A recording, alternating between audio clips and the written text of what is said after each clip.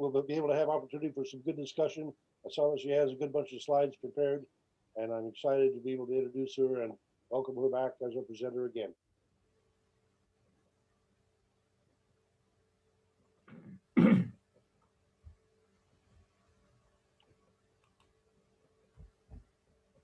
You need to unmute.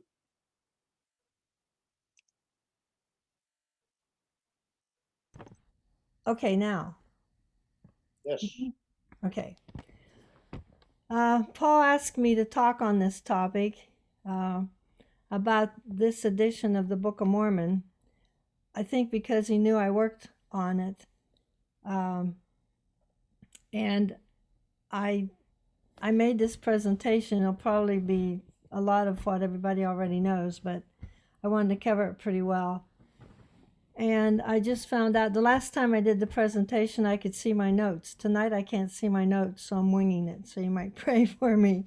But this is an excellent edition of the Book of Mormon. There it goes. First, I'm going to compare the formatting between editions. And this is the 1830 edition. It had paragraphs, but it had no versification. And this is a 1908 edition, and all the ones after the Palmyra edition had versifications. And then this is the RCE, which is the Restored Covenant edition of the Book of Mormon. And each verse is separate, and you'll see later that some are combined into paragraph forms. These are, and I thought you'd find this handwriting interesting. These are 3 different scribes who listen to Joseph Smith dictate. But you can see in their handwriting that the chapters were marked. And so in the Palmyra edition, it was broken up into these chapters that are shown here.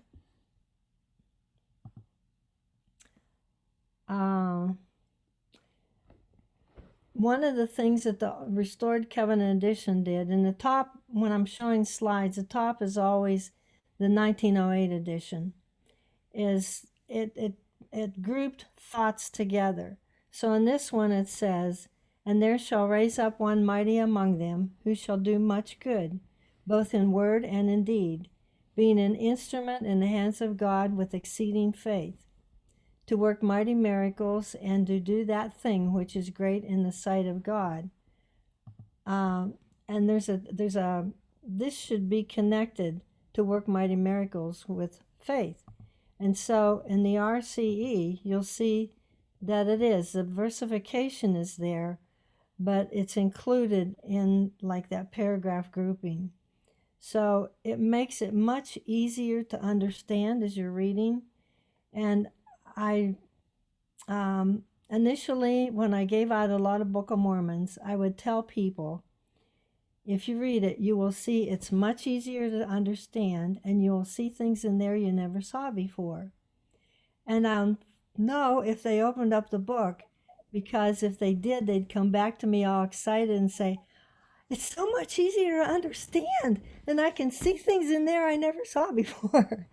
And so just because of the format, and if you, the Palmyra with the paragraph form, it reads differently than the other edition just because it's paragraph. This is much easier to understand.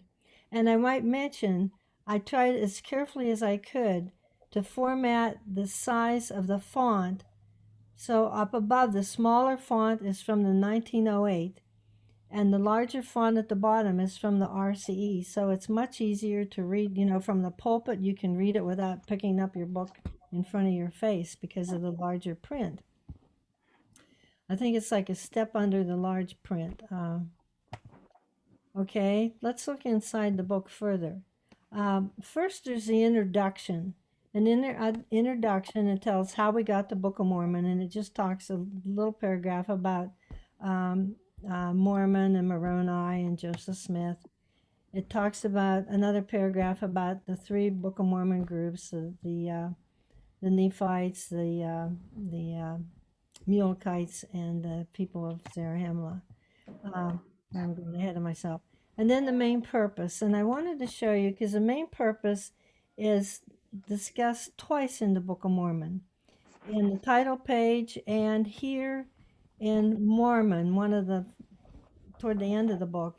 Um, he says, I speak to, and I wanted to include this because we usually think of three groups, but he lists four: to the Gentiles, obviously, to the house of Israel, and then the remnant of the house of Jacob, which is the ones over here, and then the unbelieving of the Jews. I just thought that was an interesting way that he broke it up in there. And then he's telling why. For this intent shall they, his words, Mormon's words, that they may be persuaded that Jesus is the Christ, the Son of the living God. And in the title page, it says he is the everlasting God. And I just want to speak a word about that because my Paul's already mentioned my husband, Gaylord Shaw. And if I get a phone call from someone, if they ask for Dr. Shaw, I know they don't know who he is. If they say, I want to speak to Gaylord, he's somebody that kind of knows him. But if he says, I want to speak to Gay, someone is very familiar with him. And I think this has to do with the Son of the living God or the eternal God. It just how close we are to him and how we see him, but he's the same. Um, the title page also mentions, which is to show unto the remnant of the house of Israel again, how great things the Lord has done for their fathers, for them to know that they have been blessed, and that they may know the covenants of the Lord, that they are not cast off forever, that they will come under the covenant. The symbolic meaning of the Book of Mormon, and this is something that I know I skipped or I didn't read a note at the bottom already, because with the RCE, I'm going to call it that, Restored Covenant Edition, Ray Treat at the Zarahemla Research Foundation was the one that instigated it all with his, can't even think of her name now. And Shirley Heater did a lot of work.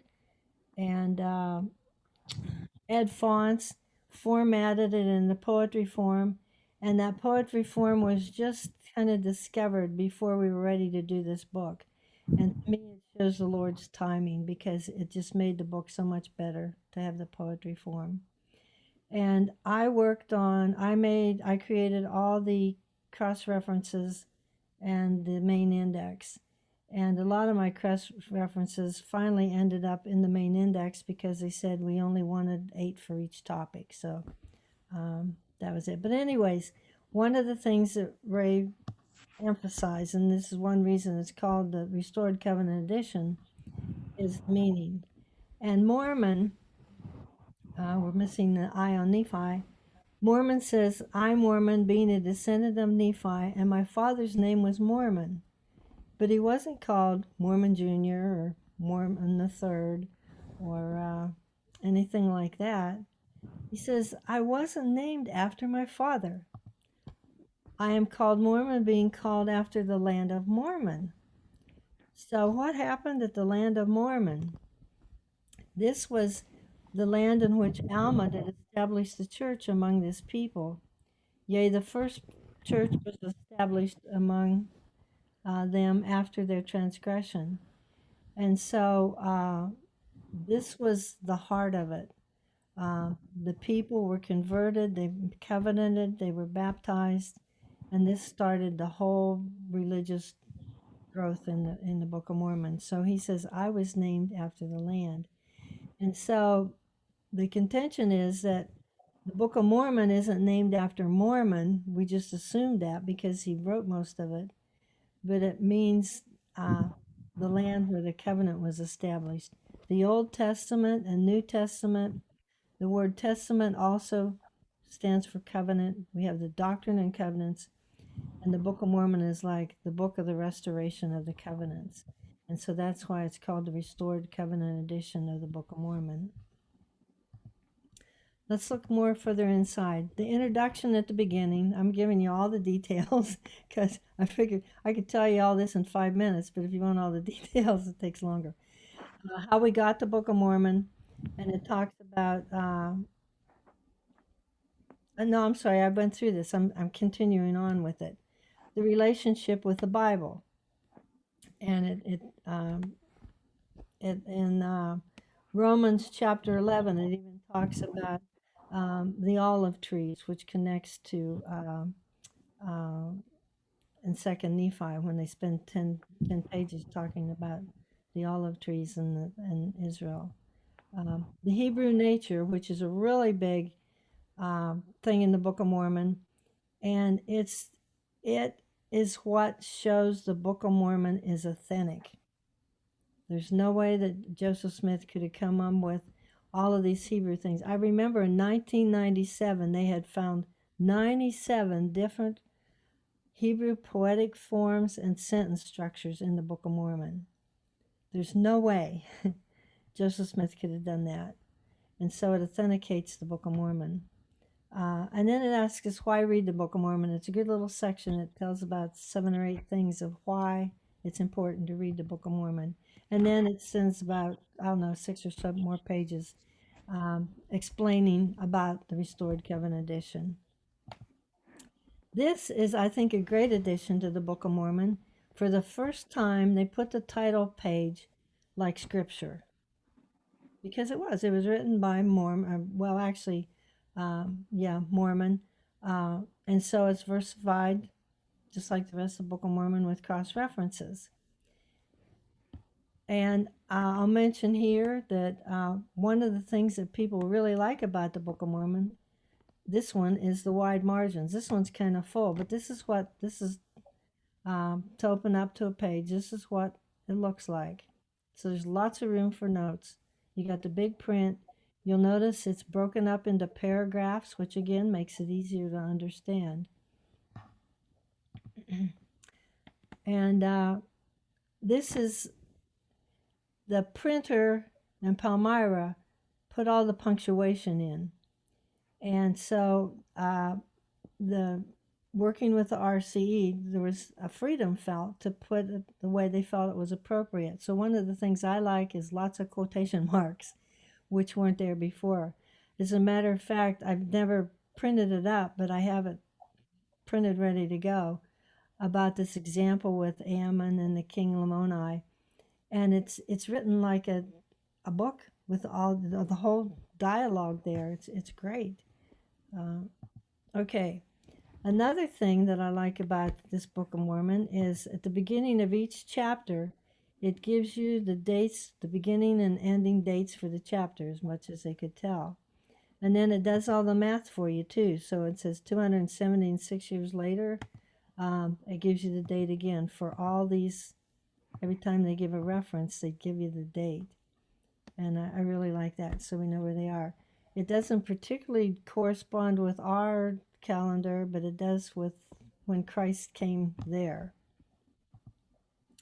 The cross references, these are what I did. It ties in with storylines. It ties in with other scriptures. It ties in a lot with Isaiah. Anytime you'll notice down below the Genesis, it shows that it refers to Psalms 19, 1 through 4. And so these are helpful too.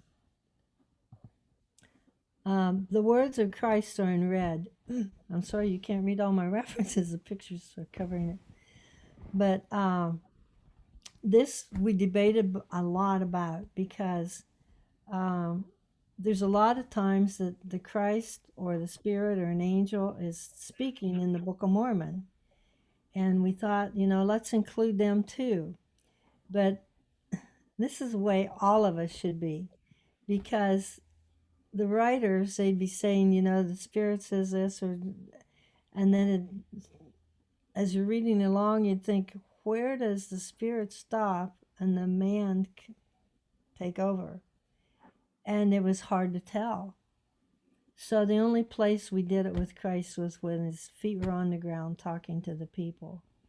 But I had a really good friend. She was a wonderful friend of my mom's. She became a friend of mine too, kind of an intergenerational thing. And when I knew my mom was dying, I went to visit her and I said, is there anything you want me to tell Mom? And I had the most awesome experience because we were in a 3-way conversation.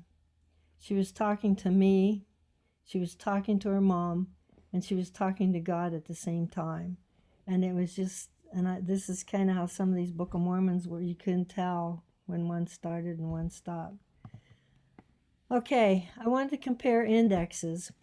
This is a Latter-day Saint index, and I just opened up mine on the RCE. Just whatever my eyes fell on first is what I used for an example. So it was the word teach and taught, and this is how theirs looks. And at the bottom, I had how many page numbers in my note, and they had a lot. Like, I can't remember. I'm sorry. This is the Community of Christ. They didn't have the words teacher taught, so they just had teacher. So I show you what theirs is like. And then we come to what's called the selected concordance. And there's 40 pages of double columns of the word, or of what they called the index. We called it concordance. And several people have asked me to do a concordance like this for the Doctrine and Covenants. They liked how I put the dots and skipped words. I'll show you a couple examples if I can read what's missing. The top one's always going to be the Community of Christ. The middle one is the Mormon. And the bottom, the bottom is the RCE. So the one under teach, many which shall teach after this manner, I don't know what it says. And in this one, I said they didn't have the word teach. But the RCE says teach false and foolish doctrines.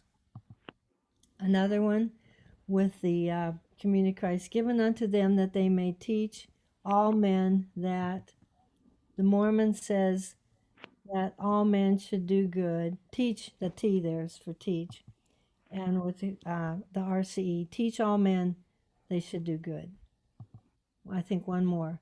But you will teach them to walk in the ways.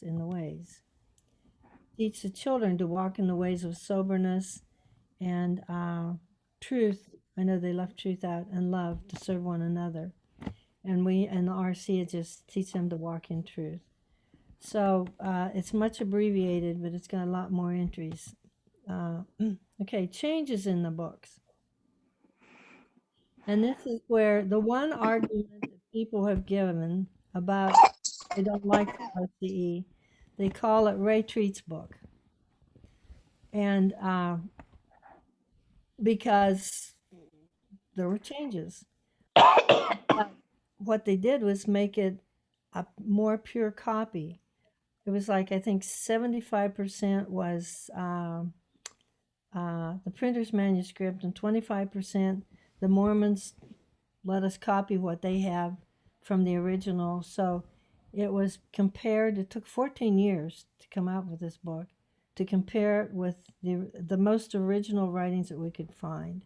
And now with extra, I don't know, not lasers, but whatever, it's easier to look under smudged areas and see what the words were underneath. So this is an actual photocopy of one of the manuscripts, and I wanted to show you that whoever copied, they had some problems. Here, that I saw them, they used the small letter I instead of a capital I. Here, the straight and narrow path, they spelled narrow, N-A-R-R-O-U-G-H, narrow. And down here, they did cast their eyes, T-H-E-Y-R, their eyes, instead of T-H-E-I-R. So there were mistakes that could be corrected. You know, it's not Ray Treat's book, it's just a more correct book. This is one that Paul Luty just told me about. And this is in Moroni, talking about ordaining. Everybody's book until recently has said, in the name of Jesus Christ, I ordain you to be a priest. If you be a teacher, I ordain you to be a teacher, to preach repentance, and so on. What's in parentheses you should be able to read the sentence and it'd be a perfect sentence without the parentheses. So if we removed what's parentheses, which you can't see the beginning parentheses in this, that's covered up. In the name of Jesus Christ, I ordain you to be a priest. I ordain you to be a teacher to preach. And so that doesn't make sense. You can't ordain one person to be a priest and a teacher. The RCE says, and it even shows you what to say in quotes. In the name of Jesus Christ, I ordain you to be a priest, and then this extra insert. Or if he be a teacher, say, I ordain you to be a teacher, end quote, and then again to quote, to preach repentance and so on. So it's more clear. It's better. You can see where it's better. It makes more sense. Another example is, and you can't see all these here, but they capitalized all the references to deity and all his pronouns. So he and his and anything that has to do with God or Christ or the Holy Spirit is capitalized. And I wish they would do that in all of our scriptures, because I think it's just another way to honor him. And I might mention, we convinced them there that to not even capitalize the word Satan, to not even give him that much credit to capitalize Satan. So you'll see all deities capitalized, but nothing to do with the Satan. Also, they capitalized all the geography. So we have the Valley of Gideon, the city of Zarahemla, the city of Jerusalem, whatever is capitalized. Words that were changed. Yea, the Lord had covenanted this land unto me and to my children forever. A covenant is a binding agreement between two people or groups of people and the Lord or whatever. But the original word was consecrated. And there's a difference. A consecrated means the land was set apart and dedicated and holy unto them. And so it, again, makes the book more pure in its understanding. I like this one just because I'm a visual person. In Lehi's vision, he saw other multitudes feeling their way towards a great and spacious building. Feeling means groping, trying to find your way by touching. But the word was really pressing. And pressing gives you a more aggressive feeling of crowding each other, pushing, eager, in a hurry, haste to get there. And so feeling is fumbling, pressing is you're really on your way. And behold, I saw the multitude which had fallen because of the great and terrible judgments of the Lord. This word wasn't copied. The word was not. That totally flips the meaning around. He saw the ones that had not fallen because of the judgments of the Lord. We want to be among those people. Neither will the Lord God suffer that the Gentiles shall forever remain in that awful state of blindness, is what the 1908 and all the other editions says. That means they can't see, they don't perceive, sometimes they don't want to see, they won't accept. But the word was supposed to be woundedness. And with wounded, it's in need of healing. They're hurt. They need to be. You can see the difference between the two and how that gives you a different concept of what the scripture's talking about. And we did travel and wade through much affliction in the wilderness. This is after they left Jerusalem. And our women did bear children in the wilderness. Instead of travel, which they did, the word was supposed to be travail, to labor with pain. And this is a great Hebrewism because in this one verse, it has a triple parallelism, the travail, the affliction, and bear children. And they didn't have superlatives like good, better, best. And so if they wanted to make something the strongest, they would say it 3 times. So they're saying this was really hard traveling. Okay. And this is another one that Paul just pointed out to me. Thank you, Paul. My soul was wrecked with eternal torment, and my soul was pained with, and my soul is pained no more. I had to skip some to make this fit. This is Alma, and with his conversion, and wrecked has to do with a structure, a vehicle, a car. I wrecked my car, destroyed or severely damaged, and the word should have been racked. And racked is used 3 times in the Book of Mormon with Alma sharing his testimony. And it means tortured or tormented, which my soul was tortured or tormented with eternal torment. And now my soul is pain no more. So again, it just a correction. Not a change, but a correction. I mean, it's a change, but it's a correction. Good Hebrew, bad English. And this is one that I taught English, okay? So it took me a while to get over this one, because with people you use that or who, and you use which for things. And all of a sudden it's like fingernails on a chalkboard. Nephi, which was the father of Nephi, which, And the other thing that I didn't like about the RCE had nothing to do with the book itself, but I'm sure you too. You know exactly on a page one of the verses you're looking for. The RCE didn't have them on the same spots on the pages anymore, and I had to readjust my mind to figure out where all the verses were that I liked so much. But and I think it's important to have a Book of Mormon that has these 100% Hebrew expressions in it. We're supposed to take the book to the Hebrews. It's okay for us here in the United States to make, I know we have, made one that's better English, but we're told to take them to these people, and we need to have an authentic 100% copy to take to them. This is another Hebrewism. I was caught away in the spirit, again this is Nephi at the very beginning talking, into an exceedingly high mountain, which I never had before set my foot. And exceedingly, the ly words usually go with verbs instead of nouns. But to make it better English, we dropped off this a mountain again. But with Hebrew, this is a Hebrew terrace pattern. And what comes at the end of the sentence line starts the next line. So an exceeding high mountain, a high mountain which I never had set my foot on before, is perfect, beautiful Hebrew poetry pattern. And it's been taken out.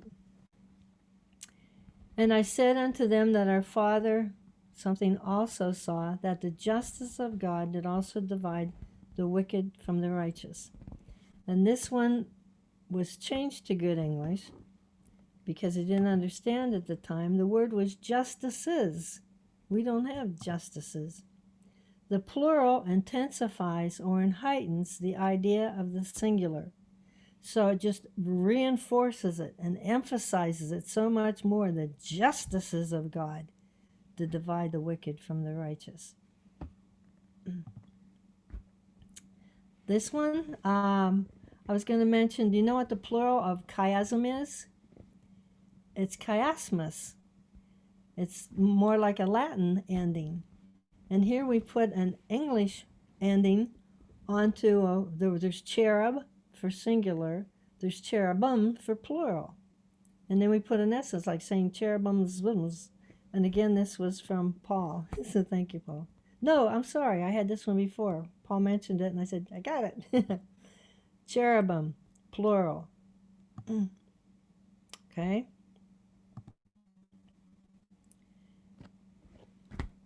Again, he could not be kept from beholding within the veil. He saw the finger, the brother of Jared.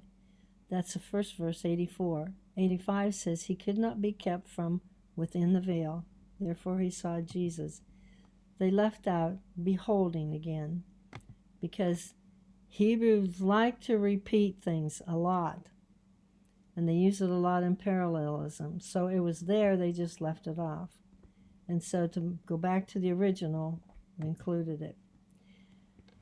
And it came to, oh my, if your page is like mine, where your pictures are over all my numbers, and it came to pass, it shows the Book of Mormon uses and it includes, and it came to pass, more than any other scriptures. The King James is second, and then it goes down to where you get down to the New International and stuff. They have 0, and it came to passes. The Inspired Version has, I forget how many. Doctrine and Covenants has a few. I remember talking to a Mexican once, a Mexican elder, and he said, in our language, every single one of those is absolutely important. With the Arabs, it means, okay, now I'm changing the topic, but it means some other things too. So it's important. It's very important to include it. I can see how maybe, we'd save 8 pages of type if we didn't include it in the English type Book of Mormon, but it's important. And here, and they like to repeat, and we would just said they are high and lifted up on all the oaks of Bashan and the high mountains and the hills and the nations and the people. We wouldn't use and upon and upon and upon, but that's wonderful Hebrew, okay? And so I remember Angela Kroll when she was studying Hebrew at the university, at the seminary, and her lead professor said, I'm taking you to the Biblical Scholars of America convention or whatever. I don't remember what it was called, but they had her speak. And she spoke on Hebrewisms in the Book of Mormon. And the Protestants were just ho-hum, But the rabbis were on their seats because they recognized what it was, and they'd go up to her afterwards and talk to her. Yes, this is authentic Hebrew. And they were excited about it. So these are important. I'm emphasizing this, but there's a few more things. We're getting near the end. At the back of the book, right after Moroni, they have the testimony of the witnesses, the 3 and the 8 witnesses. Then they have the selected concordance. And then my husband did the geography.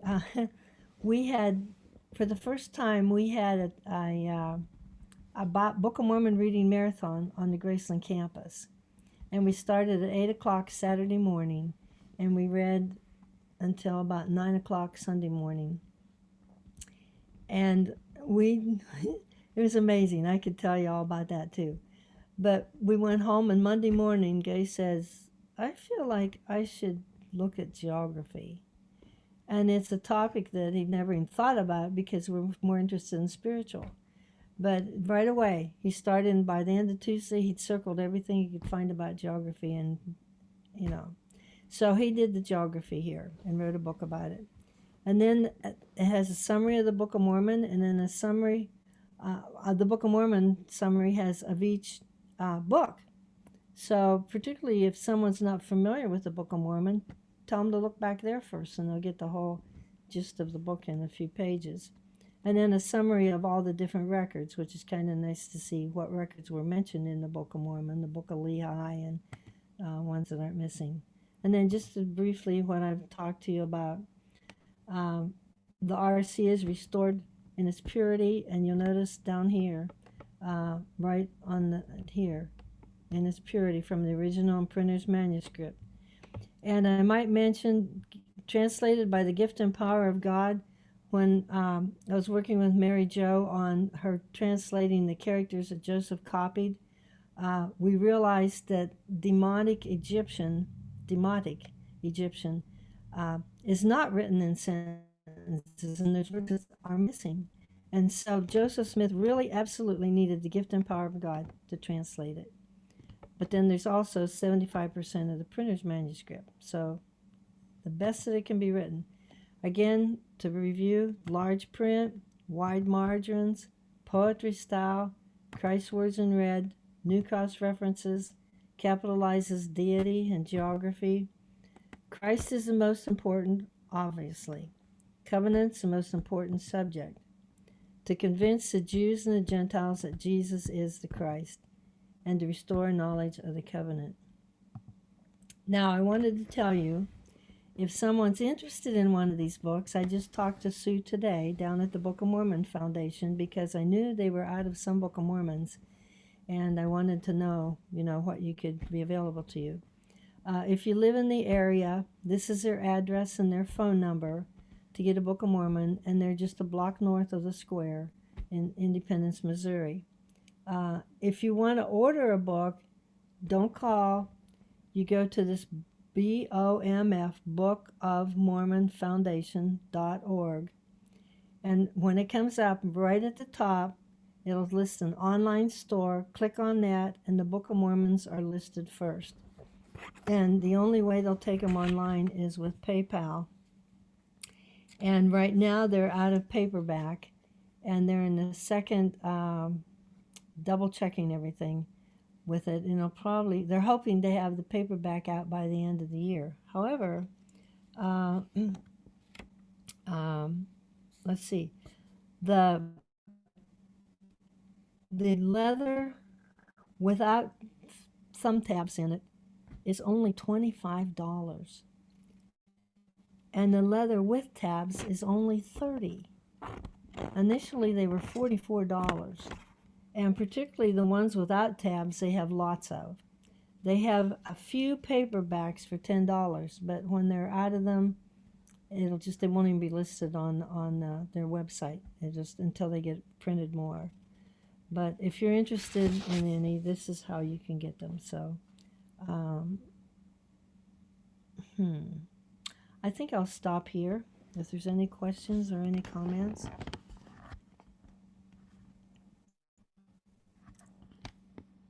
Thank you, Faye. It's a marvelous sketch, and I must acknowledge that I thought I had the right one, but apparently what I got was a different edition, and so I've got to go get the right Book of Mormon here. I'm delighted to make that discovery, and I'm sorry I didn't make it earlier. Okay, well, yeah, it is easier. You will see things you never saw before.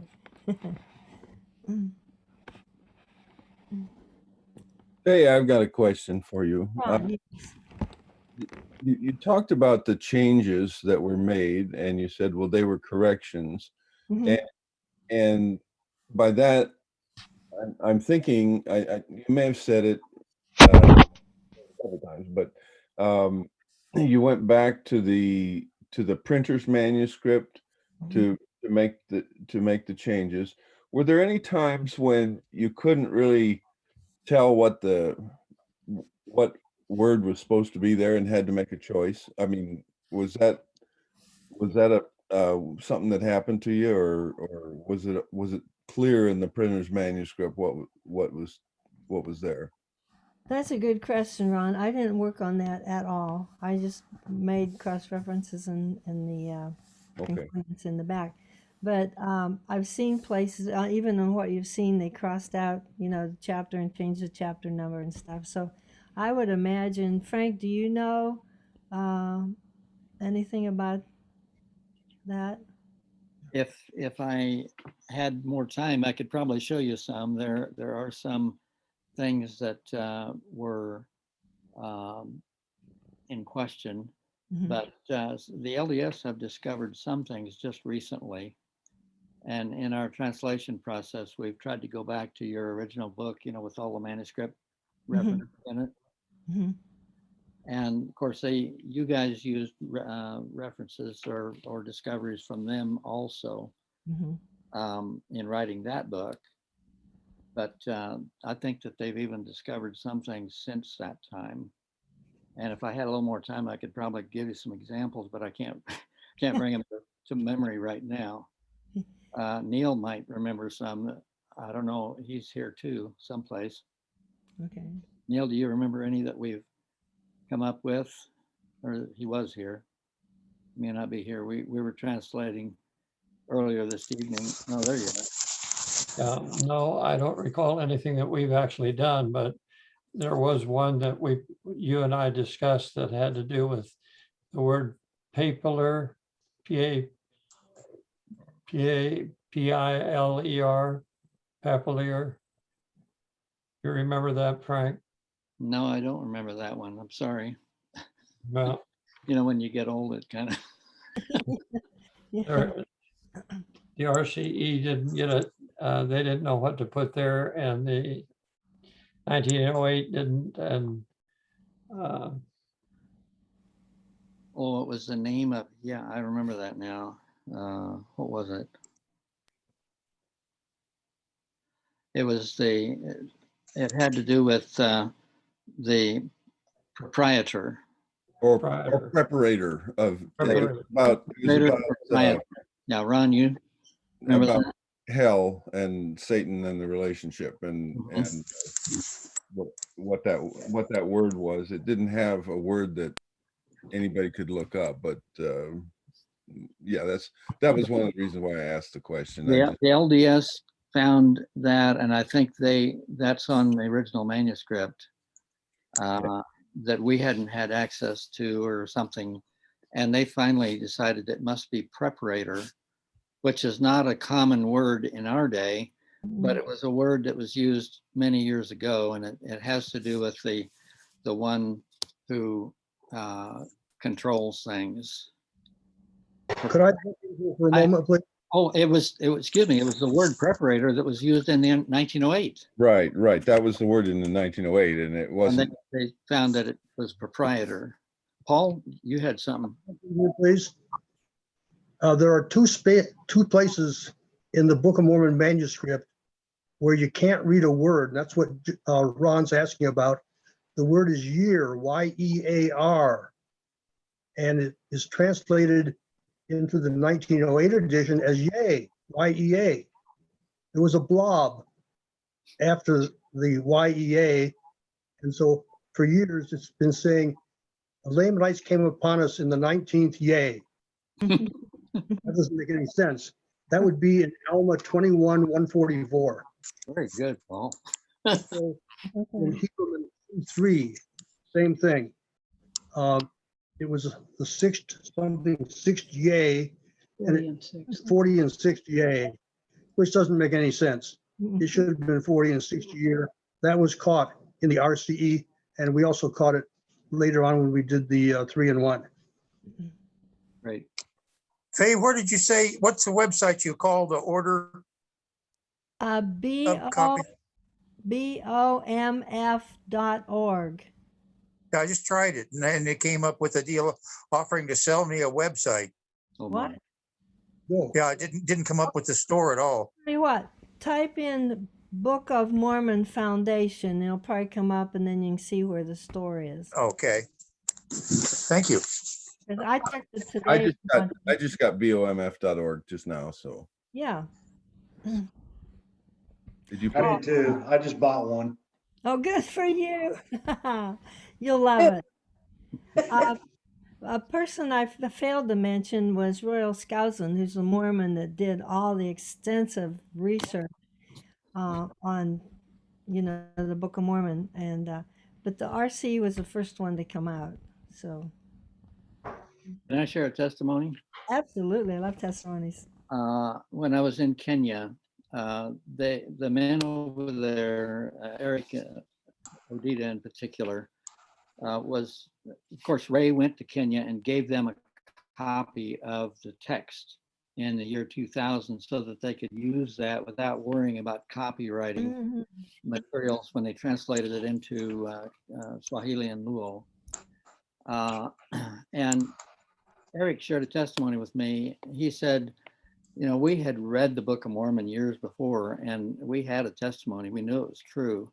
But when we read the RCE, he said it was like a baptism of fire. It was a greater testimony to them when they read it this way. And I found this to be true everywhere. And we've got permission from the Book of Mormon Foundation now to where all of our new translations are going to be laid out in the same format, which is 100 times easier to read. Well, maybe not 100, but it's just so much easier and beautiful and easy to comprehend. This is David Could you give DeBarth. that citation in Alma 21 one more time? Yeah. David, Wait, 144. That was 21,144. This is David DeBarth. There's a couple passages in the Book of Mormon that I've always been a little curious about, where it says the Nephites won because they fought like dragons. I always wondered if that was a mistranslation or whether that was, dragons in the Book of Mormon, mythical creatures from the Far East. Well, anyway, I'm wondering, did you keep dragons? Isn't that a quote from Isaiah? Well, actually, there's quotes in the Bible about dragon. No, that's not a quote from Isaiah. It's talking about some of the wars, and the Nephites fought like dragons. Well, they did have access to the brass plates, which used descriptions of animals in the Bible, in the Old Testament. Maybe that's where they got the thing from.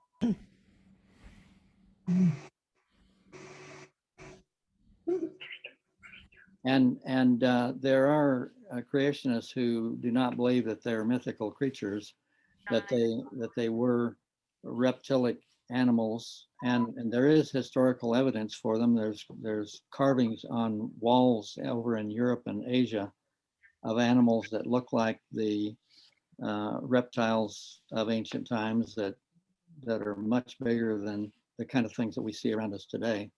I don't know how a dragon fights myself, but I'll grant that. It's just Book of Mormon. If it'd been someplace else, I probably wouldn't have struck me as, that's interesting. it is interesting. Besides dragons, there are clay figures in Central America of dinosaurs, and specific ones. I wish I could show them to you, but you could name them today, the different types. And some of them are even, one was shown with a person, like riding it. And so how did they know to make them exactly like we found their remains today? Well, there's carvings in Asia in stone in the ruins there that have very specific animals that no one at the time they were carved would have seen anything like that in our day, at least. So I think there's a lot of things that we've forgotten culturally. We don't know exactly what was there. We just assume that it wasn't there.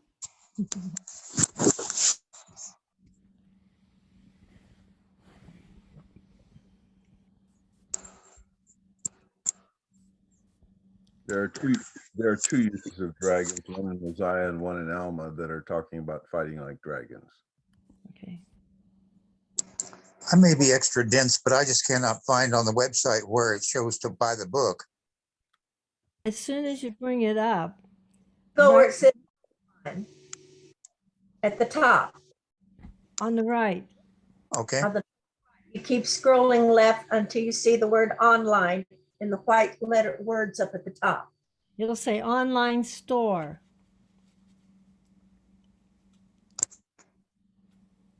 It's on the right on mine. Yeah, it's on right on mine too. I've got study helps and publications. That's what it says on this. Keep scrolling. Go on over to the right if you can. Okay. And there's publications and then online store.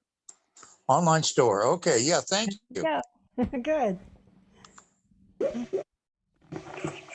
So we're two tonight, huh? Well, in case anybody's interested in the new 3-in-1, where would they get a copy of that 3-in-1? Call me. Call Paul. Okay. And what do we call you? You're on the new book man too.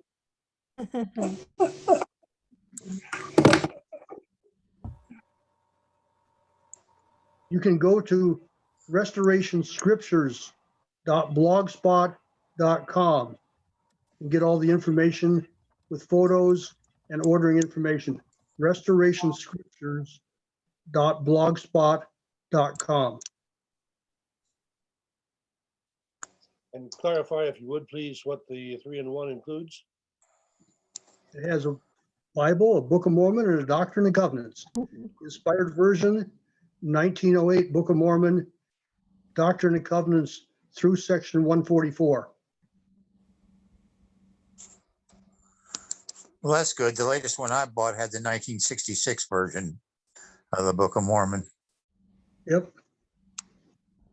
I like the OCE. What you got through work. Faye, What'd you Yeah. say? tell them what you just got through working on.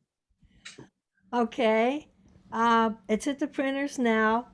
We have totally redone the book Characters Unlocked, and Ron Smith done fabulous, traced all the characters and made them so sharp and clean. But it'll be soft bound spiral, and it'll be around what, Nancy, 16? 16. Yeah, about $16 instead of 41. So it should be out in a couple weeks at the most and available. And Good. it's the best proof that the Book of Mormon again is authentic. If the characters that Joseph copied can be translated, and Mary Jo gives at least 2 references for every translation. I could go on and on about that and do another presentation, but yes, everybody will want one of those. And Nancy's mom's the one that did all the work. Do you think that they'll put out a Kindle version of this book? Nancy? What? Monty.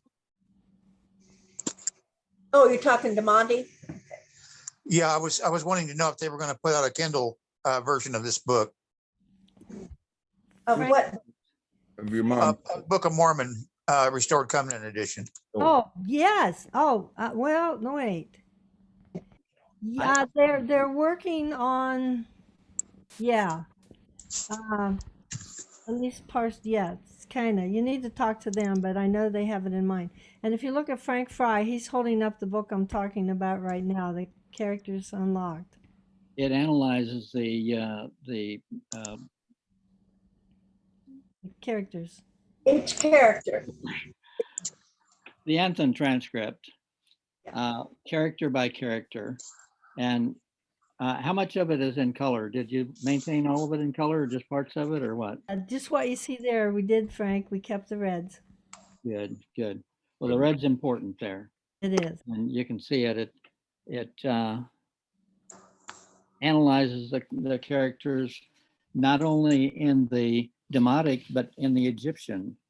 Sister Yapel looked up the references to all of these in German textbooks and research projects, all kinds of places, and found the references to the Egyptian characters and how they were related to the Demotic characters and how they were translated into English. It's really very worth your while. It's the first place that I've seen with a real translation of things that actually refer to what's in the Book of Mormon. It's what, about 100 pages long, is it? Just about, like 98. Yeah. Or 99, Nancy, what is it? 98. Yeah, 98. There's another page of it right here.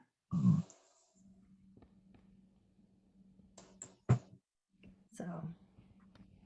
Thank you, Frank. I had the presentation on that book back in November. It may be that we need to invite Faye back to do it again, just simply because, well, there's a good deal of interest. The Jerry Grover translation and the Blair Bryant translation and the Faye Shaw translation all are meriting our attention here. You have some different perspectives that I find fascinating, but the work that these people are doing is a real challenge, and it's a remarkable contribution.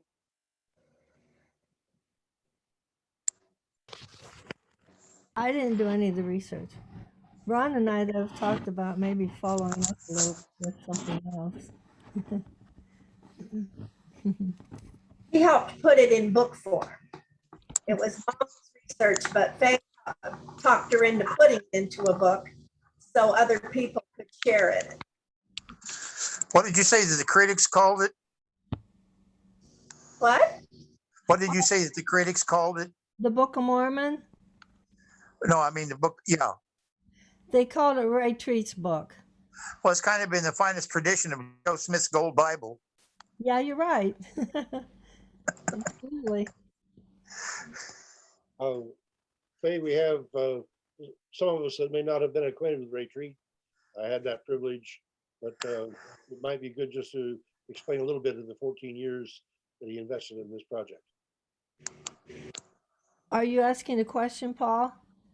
Yeah, what can you, the rest of you that don't know him may very well want to comment here, but give us some introduction to Ray Treat, if you would, please. Ray Treat was trained as an archaeologist. He and his wife, Jean, no, not Jean. Why can't I think of her name?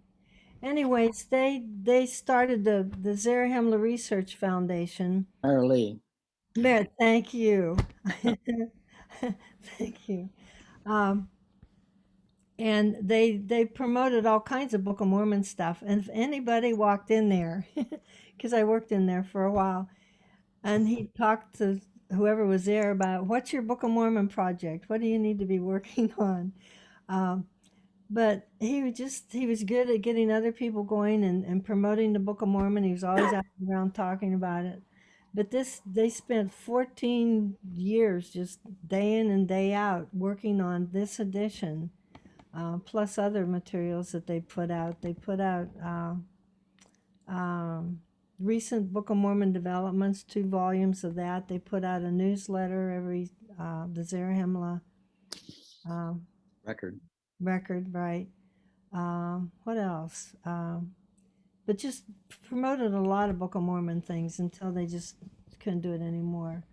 He had an extensive library, had some artifacts. What else? Jade book. Pardon? I thought I had heard that Mary Lee was dead. She is, and he remarried, and now they're all gone. Paul and I spent a year in Mexico City when Ray and Mary Lee were down there. And we lived in his apartment to keep it from getting let out to somebody else while he went on a dig down in Chiapas. And you stopped by the house. We also got to go with him on a surface exploration down by Titlan del Camino, as I recall, riding on a train that had wooden windows as well as wooden seats. Narrow gauge, yeah. And then we walked across a river that was waist deep and running pretty fast, about 20 to 30 yards wide, to get across over. Of course, we had to dry out and we spent the night there on the top of that mountain. That was quite an experience. Yeah.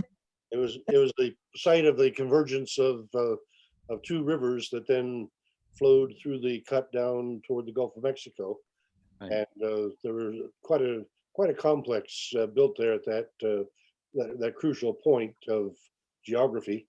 But the slopes were precipitous, and if I recall correctly, Frank cut down a cactus, and I'll let him tell about that.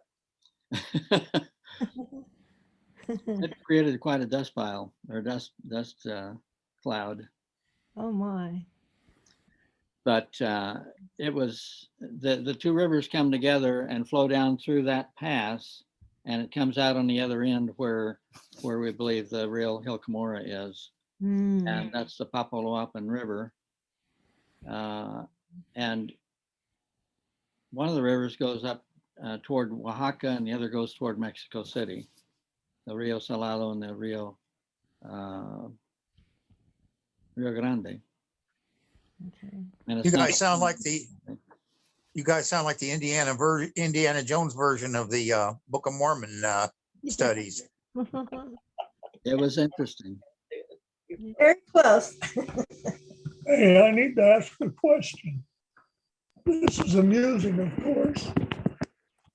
In doing that across the river, did that make you wetbacks? Well, it made us wet up to our waist. Let me tell you that. It was rather cool. We didn't cross any borders doing that, though. That was Richard talking. I didn't know if you recognized his voice. Oh, no, I didn't, but hello, Richard. I was trying to see whose picture lit up here. Oh, It was sit on. you. Hi, Richard. Hi, Jeff. We were wet bottoms, I think, Richard, instead of wet backs. I do recall that it was that the pressure of the water made it so that you had to be extremely careful with each step because you could easily get feet swept out from under you. And the pebbles on the bottom were not just little gravel; they were large. You had to kind of keep from twisting your ankle on. And I think we may have even taken our shoes off and walked across there in our socks, because if we'd gotten our shoes wet, that would have been kind of miserable the rest of the day too. Yeah. I remember Mary Lee telling about they were in the basement of a museum looking at some artifacts. And it was like the Spirit told her, this is all that remains of the Book of Mormon people.